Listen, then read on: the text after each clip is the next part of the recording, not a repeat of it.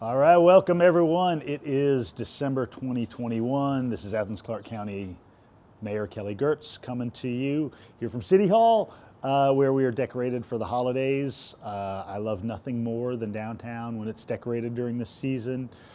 In the years that I worked at Coyle Middle School, I would deviate from my normal path just to head downtown through downtown early in the morning and just enjoy the twinkling lights. And so I hope you come downtown to enjoy the scenery and take care of some of our local vendors who've got great stuff for all of your holiday needs.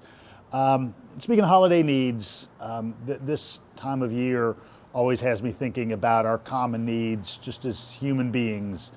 And in these last couple of years, as tense as things have been, it can become easy to have the sense that, other people are not in fact people. But I'm proud of this government having taken a couple of steps this week to acknowledge our needs across the community, particularly with those less fortunate. It's no secret that in Athens, like in every metropolitan area in the United States, the unsheltered population is increasing. In a normal year, we'll have 60 or 70 unsheltered people, and this year, at the last count, we had north of 150. And so, as part of a continuum of solutions, the County Commission approved this week a structured homeless encampment that's going to provide a stopgap measure as we funnel people closer to resources. And this encampment that'll be operated by the Athens Alliance Coalition in conjunction with Advantage Behavioral Health Services and Bigger Vision will be a place where we bring people closer to resources. And we're going to be building additional resources because we're also putting together a strategic plan in conjunction with all our homeless serving partners across the community. And so we're going to be spending a significant amount of the federal funds we've received on this. And we appreciate the support from everybody in the faith community, in the nonprofit sector, in the business community, and elsewhere as we move forward to helping our brothers and sisters who've fallen upon hard times, as we've experienced probably in our own families and in our own friend groups. Similarly, this week we approved an eviction prevention program that's going to bolster the work that the State Department of Community Affairs has initiated statewide, but with a very strategic local focus, so that those people who end up in dispossessory hearings in magistrate court are not moved from their homes. I mentioned earlier the time that I spent working with young people.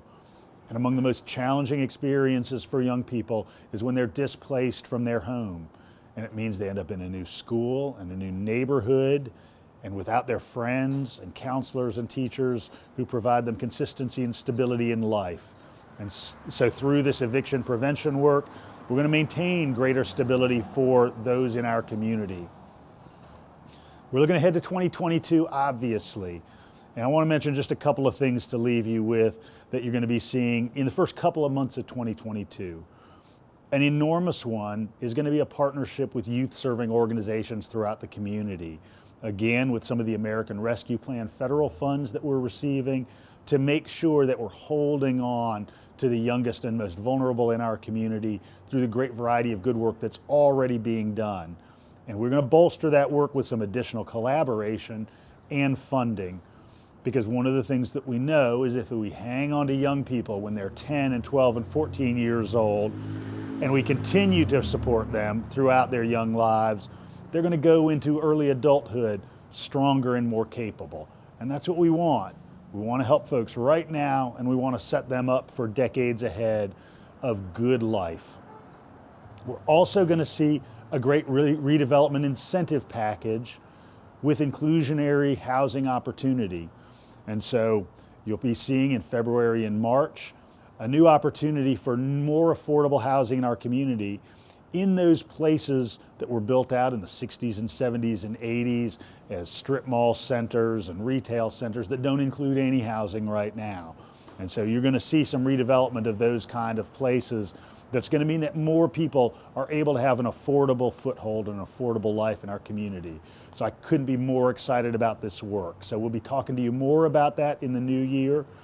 But more than anything, I want you to hang on to those people you love and your neighbors and the people close to you, because it's through this care of each other that you have made Athens the great place that it is, and the place where we are able to have a home and a great life together.